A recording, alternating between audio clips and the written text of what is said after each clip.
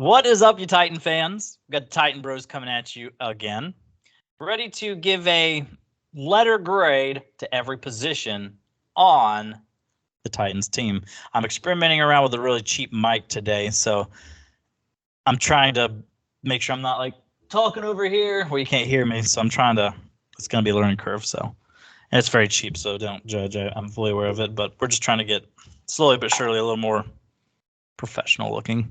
So, anyways, anything you want to say before we just hop right on into the grading of each position? Just that this is an exciting time because this is the last video I think that we'll in the off season trying to find something to talk about, something to do, because starting tomorrow the rookies what's the word, reporting. Yep. And then next day is the veterans, and then after that we got preseason, and then the season starts. So today's the last, really what you call off season, just trying to find something to talk about video, which I'm excited to do this, but after today, really, it's all about the next season. It's all about actual previews and reactions. A lot of. So yeah, and not just that, but we're also excited for the season because we got DeAndre Hopkins. Because like 4 or 5 days before we signed him, I really stopped and was starting to think like, if we got Chris Moore as our starting outside wide receiver, what are we doing? You know what I mean? So it's easy to be a little more excited now that we got D-Hop. But that is going to be one of the positions we are going to tackle. But before we hop on in, I do want to say, because I always forget to say this, like, subscribe, and comment. Because I know like a year and a half ago, I uploaded a video and somebody actually commented on the video and actually had a little conversation in the comments. That was fun. That was good. And I would like more of that, because like our last video, we had 52 views, I think is what it's up to now. But no comments and 3 likes is all we got on there. So if we could just get more people just to, communicate with us in the chat. Even if you disagree. Even if you disagree. Yeah, I'd say disagreeing's fun too. Yeah, so just say, well, that's stupid, and then I'll try to explain my points why I don't think it's stupid. So anyway, so make sure you like, subscribe, comment, and all of that jazz. So we're going to go ahead and hop right into it. We're going to start off with the defense. We're going to start with the D-line. And when it's D-line, I'm talking about Denico Autry, Teair Tart, Jeffrey Simmons, and then their depth behind them. So, which is kind of hard to name off the top of my head, if I'm being 100% honest with you. Let me see. I'm using the webcam today, so I actually have a phone that I can actually look some things up. I'm going to get on the Titans app. I haven't been on the Titans app in a really long time. And see if I can pull up a roster here. Like a lot of things I know, a lot of the positions I know the depth, but some of these positions I'm not quite as key on. Let's see what we got here. Don't even know if I even really know how to use this.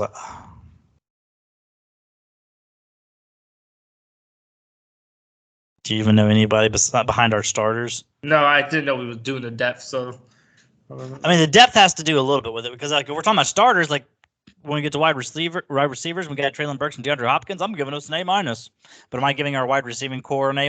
No, I'm not. There's a little sneak peek for you. Yeah, I can't figure out how to do it. I'm not the brightest crayon in the box.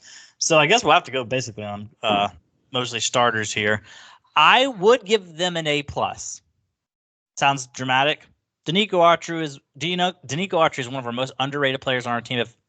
And he's just been straight up amazing. Almost got 10 sacks both seasons. And he would have got it last year if he didn't get that knee injury that knocked him out for like 5 games. So with Denico Autry, Jeffrey Simmons, who's obviously a beast, then we got Teair Tart, who's really good in the middle. I would be tempted to give those 3 by themselves an A+, but I'm going to back it up to an A- because of the lack of depth. And that's just kind of where I'm at with them. Yeah, I agree. I think they're pretty solid. I would do A-, maybe B+, because I think Tart is all right, but he's not great. But like you said, I like Autry a lot if he's healthy, and I like Jeffrey Simmons if he's healthy. But I like both of those, and I think that's a pretty good set of D-line people, though. So yeah, I say A- as well. Definitely one of the strengths of the team. Like I thought of another way we could have done this video, but that would have taken a little more prep than we had time for today. Is if we did a power rankings of each position group, and we'd like start off with the worst. Like our worst would be probably offensive line, but like our worst it'd be on the offensive line, which we're giving up D- or whatever as we're giving it to them, and we work up the power rankings all the way up to the top, and it's very possible the D line could have been at the top. So, but anyway, so I guess we'll move on to the next one is linebackers. We got starting linebackers on the outside. We got Harold Landry on one side. We have the Arden Key and Rashad Weaver combo there on the other side. And then for middle linebackers at this point, it's Monty Rice is kind of just being the assumed starter. Third year starter out of Georgia. Our third year player out of Georgia, not starter. But and then we got Azeez Al-Shaair as the other starting linebacker. We got some people like, oh, what was that dude we just got off the Cardinals like 2 months back? I don't remember what his name was, but he's like, he reminds me a lot of a Will Compton, where he's had a lot of starting experience, but he's also just kind of lacking high-end strength, speed, but he's going to give you 70, 80 tackles or whatever. He could push Monty Rice for a starting job as our other linebacker, but we'll see about that. But linebackers, inside and out, put together. What do you say? I'll let you go first this time. That's a tough one because I like our edges. I don't like the inside so much. So I'm gonna say B plus, and this is me assuming Harold Landry's gonna come back to like normal. But if he comes back normal, I like him. I like the guy from the Jags, Key. I don't know much about him, but I've heard a lot of people say good things about him. So I'm gonna like him. The whole Rice as a starter, that kind of scales me a little bit. I didn't like what I did see of him. But I'm gonna give it a B plus. Oh, and Jack Gibbens. Don't forget about Jack Gibbens. Everybody called him. His nickname was Dr. Gibby or Dr. Gibbons, depending on who you asked. He had like an interception against Jags or somebody. It might have been the Cowboys. I don't remember, but anyways, I'm gonna give him a B. I'm gonna give him a B. I like Harold Landry. I really like Harold Landry. A lot of people seem to just forget that he exists because he did get double-digit sacks last time we've seen him, and he'll have over a year of recovery by the time he actually steps on the field again. So we got him. I do like the combination of Rashad Weaver and Arden Key on the other side of the field. Inside, I'm not sold on Monty yet. I think he's going to be good in the run stop and bad in secondary, which I think we've had so many linebackers like that. Azeez Al-Shaair, I think he could be good. I think he would have been a starter on any other team except he is on the team that had maybe the best 1-2 punch and inside linebacker with the 49ers. So I'll give him a solid B. All right. So let's move on to secondary. We're going to go ahead and group the whole secondary together. Amani Hooker and Kevin Byard as the safeties. The starting outside corners, I don't actually know. Like it could be Sean Murphy-Bunting and Christian Fulton, with Roger McCreary moving to the slot. But then you got people like Elijah Molden, who's kind of a backup safety now, plus kind of your slot nickel guy corner. So he's going to get his way in there. Now, Caleb Farley. Bust. Yeah, kind of a bust. It wouldn't be so bad if it wasn't for the fact that he just stunk it up when he did play. Like if he was just showing promise but just couldn't stay on the field, that's one thing. But when he does play for us, he just gives up long touchdowns, which makes no sense because the guy was lightning quick. So, but this isn't a Farley bash. So for me with the corners, I'm going to give them our secondary. I'm going to give them a B as well. I would be tempted to go B minus, maybe even C plus if it was just corners, just because there's a bunch of unknowns. Like Christian Fulton can't really stay on the field. Caleb Farley can't get on the field, and when he does, he can't stay on it. Roger McCreary, we hope he takes a little bit of a step forward this year. So like it's just a lot of questions. I would be tempted to go B minus, possibly B or C plus. But Kevin Byard and Amani Hooker is in my mind probably the best 1-2 punch and safety in the NFL. Like I remember one year, I don't think it was last year, I think it was the year before that. Amani Hooker was like rated the number 4 best safety, and Byard was rated the best. So we literally had both of our safeties in the top 5 in rating. So they're going to bring it up to a B. I thought about going B plus, but I'm just going to stick with a B because of just the unknown with that cornerback position. I'm gonna go. Dang, this is tough. B minus, and I feel like I'm being nice, but the reason I can't go higher than that, like you said, honestly, I like Christian Fulton. I don't like much other behind him. I like Kevin Byard. I like what's his name, Hooker. But the problem is Fulton and Hooker can't stay on the field, so that's a big thing. So I almost want to go C plus because neither of those two, they both missed a lot of time. And then when they do that, you got Kevin Byard, and that's about it that you like in the secondary. So you know what? I just talked myself into it. I'm gonna give him a C plus because are we putting health? If we're putting health into the equation, I'm going C plus because Fulton and Hooker and Byard, those three together really good. And our defense was good when those three was on the field. But when our defense starts wavering is when those usually Fulton and Hooker's out. So in all honesty, you have to factor in that they're just all going to be healthy when making a power ranking, somewhat, kind of, because you do take depth in account. So if everyone's fully healthy, then the depth would be pointless. Yeah. So yeah, I guess you're fair in doing that. So. Well, so I'm gonna go C plus. I was gonna say this real quick. Just a quick thing. When it's time to pay Christian Fulton, I'm gonna be confused what to pay him because he's got talent to be good. He is good, but do you really want to give him the biggest contract by a cornerback or whatever when he plays 8, 9, 10 games? That's it, you know. Yeah, I think we gotta let him walk. Because he's probably gonna be wanting 12, 14 million. And he just doesn't play more than like 8 to 12 games a year. I agree. So we just can't do that. Can't do it. All right, so our defensive rankings, I gave them A plus, A minus inside, B for linebackers, and B for safeties, secondary. I think I did A minus as well. I did A minus for inside linebacker, or not for inside linebacker, D line. I think it's A minus, B minus, and C plus. Okay. But that's still a pretty good, solid defense. Yeah. If our defense is healthy, I think we have a really good defense. But that's the biggest issue is, like last year, our offense was not good. We didn't have good players on our offense.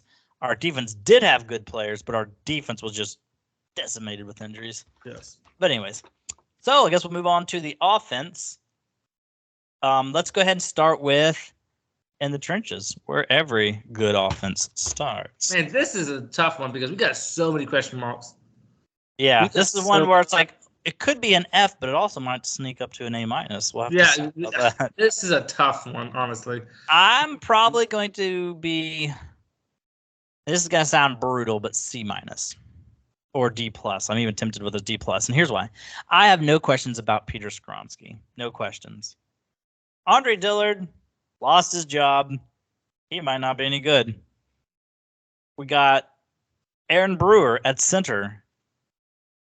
We hope he's going to be better at center than guard, but he was a bad guard, really bad guard for us last year. We hope he's a better center. Daniel Brunskill was not actually a starter for the 49ers last year. He played a lot because he knows he's played every position, maybe even center. He's played all over the offensive line, left, right, tackle, guard, whatever. But just slating him in just as a foreshore, he'll be your starter on right guard, no problem. And it's like, he's 30 years old. It's like, we hope he's solid, but he just might be not that great. When we go to the right tackle, Nicholas Petit-Frere. First of all, he's missing the first 6 games. We're hoping to bring in George Fant or Chris Hubbard. We just worked them both out, but they both left without contracts.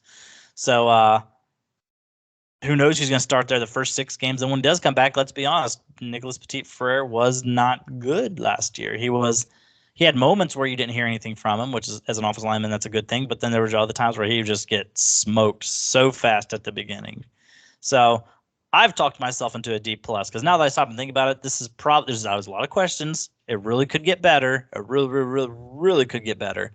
But if you go off of what you know, we have a failed left tackle, a rookie left guard, a center that failed at left guard who's now trying to be center, a aging semi-starter at right guard, and a fail coming off his first rookie season as a right tackle. So I've talked myself down. I'm going D plus is all I'm giving them. And I would say this though, if you're right, if they're D plus, there goes our season because offensive line is so important, and you can't do anything with a bad offensive line unless you have someone like Joe Burrow or Patrick Mahomes, which obviously Tannehill is not. So, Yeah. and it's sadly, I think you're correct, but our offense is going to be dead if we have a bad offensive line. Anyway, but I would say I agree with you, and the way you painted that was very depressing, but it's true. You got a lot of failed people on this offensive line, and just hoping that they can all work out in the positions they're playing right now. Except I think that you and I, the only thing we got confidence is the rookie left guard. That's what he is. I think Yeah. it's left guard. Sadly, if there's one position that I would like guaranteed, I'd rather a tackle than a guard, to be honest. But that's just me. But it's like, yeah, we got a good left guard, which we think he is at least. I'm still a little annoyed that our pick we got so early in the draft that we haven't had in a while. We got a guard. That's a little head scratching. But either way, if he's good, he's good. So I'm gonna say with you, I'm gonna say D plus. Okay. I mean, I could talk myself up. I could say Andre Dillard's going to be way better than Dennis Daly ever was. Well, that's true. Stud at left guard. Aaron Brewer was actually pretty dang good at center the few games he did play for us at center last year when Ben Jones was out. Daniel Brunskill's solid. And Nicholas Petit-Frere takes what most people take as their biggest leap is from year 1 to year 2. So I could talk myself up to a B plus if I wanted to, but if I'm being realistic, I'm going to go D plus until they prove otherwise. Yeah. Plus, our depth is shaky at best behind them. Which that's scary because offensive linemen like to go down, so that's not a good thing. They do. All right, so there's a nice depressing way to start it. Let's go ahead and go right on the outside of them, which would be the tight ends. So with our stars, we have Chigoziem Okonkwo. We have Trevon Wesco, who's basically been injured the whole time we brought him in, who's going to be our new Jeff Swaim. And we have our 5th-round rookie by the name of Josh Wiley. Which technically Josh Wiley is a backup, but obviously we just drafted him decently high in a deep class in the tight end situation there. So I'm going to go. I feel like I'm throwing this letter out too much, but I'm going to sneak it up to a B plus. I think Okonkwo is breaking onto the scene this year, and there's even a lot of national people who are saying Okonkwo is going to be really good because they saw. Take a guess percentage of snaps he played last year. 25. Okay, more than that, but it was 37. Okay. But he had 37% of the snaps and 450 yards is what he had, which is like 3rd on our entire team. That's good, but I think the argument against that is because hopefully he gets better, but we're a running team and he's not a running blocking tight end. I think that's the conversation there. But good. I would agree with you, but like Austin Hooper was a starter, and Austin Hooper's not great at blocking either. And basically, he's the new Okonkwo. Because, yes, last year Okonkwo was a backup receiving tight end. Now he's the starting receiving tight end. So I project he's going to break onto the scenes. Like in fantasy football, if he goes undrafted, I'm going to slide him onto my bench. Hold on to him because he might turn out to be something. So probably shouldn't say that because you're going to be in the same league I'm in. So seriously, if he gets undrafted, we're both going to rush for him. But anyways, Trevon Wesco, Jeff Swaim wasn't good. Jeff Swaim's useless in the passing game. Jeff Swaim was average at best at blocking. So I predict Trevon Wesco, even though I know nothing about him, is going to be an improvement over Jeff Swaim. And then I like Josh Wiley. He's a 6'6". If you break him out wide, going against a little slot corner, he can be just an absolute nightmare matchup. Apparently, he played a little bit of halfback. No, I think it's fullback or running back. One of the other. He played a little bit of that in his college as well, at least using him out of the backfield. So I think there's a lot of different cool ways we can use him. I think this year he's mostly going to be a gadget guy. But I like Josh Wiley. I like Josh Wiley a lot. So I'd say we give him we give it a B plus for that position.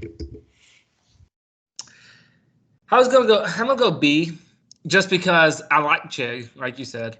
The blocking guy I know nothing about, but I hope he's good at blocking because I have a feeling 2 out of our 3 can catch and gonna be good in the passing game. We need, especially when we're Derrick Henry running offense, we need a good blocker. So hopefully he can do that. I am excited to see what we're gonna have with the rookie tight end. I'm gonna just go with a B, only because Chig is most likely gonna be on the field more. But can he block? That's the question. That's huge because no matter how dynamic he's going to be in the passing game, if we just keep running and he's supposed to be blocking, making holes for Derrick Henry, and he's not doing that, that's going to suck. So, but I'm going to go with B. Good deal. Good deal. Let's go ahead and break it out to the wide receivers. You asked me this yesterday. Nope, not yesterday. Last week. A little over a week, I guess. I would say D-, maybe just a flat out F. If it wasn't for the fact that I do see big things from Treylon Burks, I would probably just give him an F. Now, I'm not going to go crazy either because I'm also not a fan of our depth. No, you're right. So, like, I love our 1-2 punch. DeAndre Hopkins and Treylon Burks. I like Kyle Phillips in the slot. Nick Westbrook-Ikhine is a special teams guy who can come in and be a blocking wide receiver, basically. Chris Moore, he had his best year of his career last year at 29 with 500 yards. He's nothing to me. And then all the other people like Racey McMath. Are we still waiting on Racey McMath to becoming anything? Colton Dowell's just a 7th-round rookie. Are we really expecting anything from him? I'll give us – I don't want to do that number again. B-. I'll go B- this time because of the depth. I like our starters. Like, if you were a normal team that passed the ball a lot and we had Treylon Burks, DeAndre Hopkins, Kyle Phillips, I like that. Anything else behind it, I'm not impressed with. So I'll bring it down to a B-. But the fact that this a week and a half ago was an F in my book, yeah. One guy, B-, I'll take a B-. I'm going to go B- as well. And I agree with you that we just took a big leap with Hopkins, but there's still a lot of question marks. There's still lack of depth. And even Treylon Burks, technically, we'll act like he's a solidified number one. He has 400 yards, career catching yards, okay? So one touchdown. One touchdown. We need and got a concussion to get it. Yes. So we need to see more out of him before we can just totally say he's an A.J. Brown, We need to see more out of him. I want to see, can Kyle Phillips stay healthy and get that third option there? So there's a lot of question marks, but for the most part, Hopkins, Burks, I don't want to be too much of a Debbie Downer. That's a decent 1-2 punch.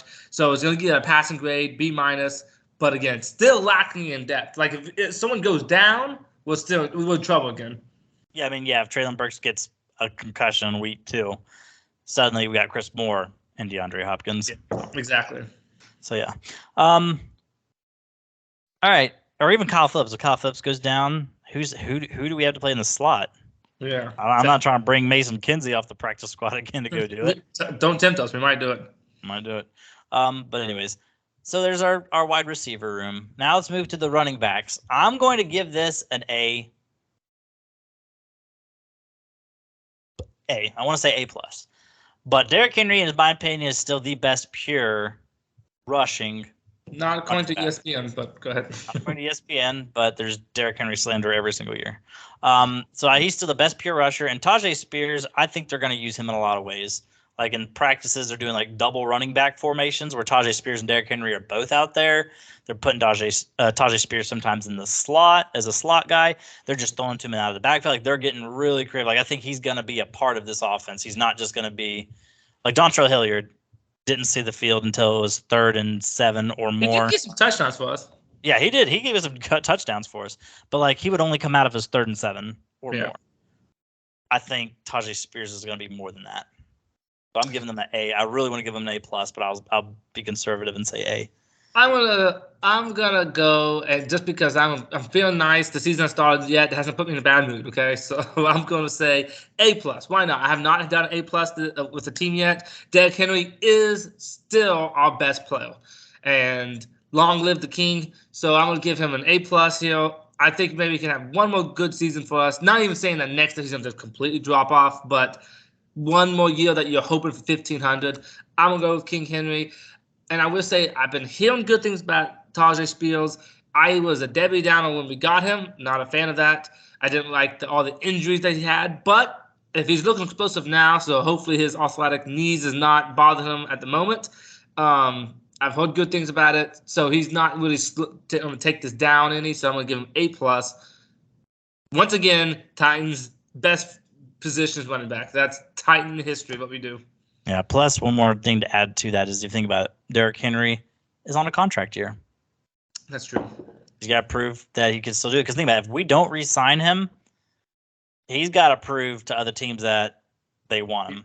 Yeah. Because he's going to have a lot of mileage on that body. So for his sake, he may not get the contract he wants unless he goes out there and puts up 1,500 yards again.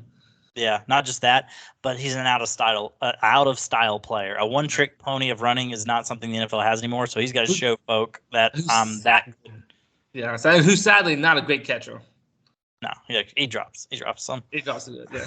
a decent bit. Gets mad Like, about even it. I was watching his highlights not long ago, and it was a good play. Like it was a screen that he made like 80 yards, but he still dropped, and it's like so. I'm like, sadly, he just can't catch. Yeah, yeah. But anyways, we'll go ahead and move on to our last one. And this is a hard position to. Actually, I don't think it's hard. I'll tell you exactly what it is. He's B. It's B for quarterback, which is our last position. I say, why B? We have really good backups. Malik Willis and Will Levis is our backups. Instead of just no namers, Yeah. as opposed to like Logan Woodside or, okay, I'm not sure about other backups on other teams, but there's a lot of just absolute no name backups. We have a 3rd round pick who's showing promise in the offseason, and we have a 2nd round pick who's most folks would just. Everybody said he was going to be a 1st round pick, so the fact they slid to the 2nd round is insane. That's a pretty decent, at least intriguing situation for a backup quarterback. Intriguing is the best word, but yeah, intriguing. And then Tannehill. I still say at worst, Tannehill's like, if you're ranking all 32 starting quarterbacks, at worst he's like 18. At best he's like 12. I would say 10 because of the 2020 season, but that was kind of just a one-time thing. So I would say like 18 to 12. I think I lean more towards 12. But where does that put you in a letter grade?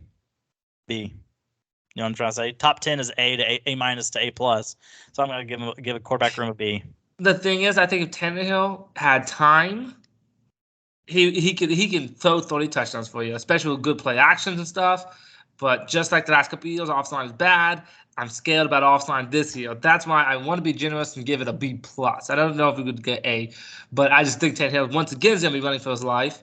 And I feel like as he's getting older, he doesn't want to run as much, and because that was another thing that helped him. It was another tool in his belt. But I'm gonna go with B. I think B minus might be a little. Yeah, exactly. But I think B plus is too close to the A, and he's not an A quarterback, so B sounds good to me. Gotcha. Sounds good to me. So I don't even know if I can try to repeat the grades.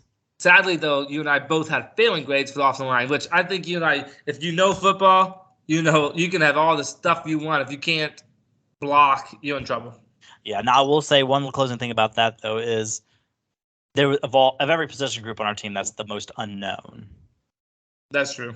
Yeah. So I guess that's all I've got. Got anything you want to add before we get on out of here? Nope. Just like I repeat what I said earlier. Exciting times. Training camp is right here, and we'll probably have a lot more stories, stuff we hear from the Titans. So we'll have more, for lack of a better word, juicy information. You know what I mean? Just more stuff to talk about, and because I think a lot of our videos. There's a lot of stuff we'll talk about comparing to last year, but soon we'll be having stuff we can talk about now. The preseason games and stuff we're seeing now. For sure. So, again, make sure you like, subscribe, comment down below, all that good stuff. That is all we have for today, and the Titan Bros will catch y'all later. Peace out and all that jazz.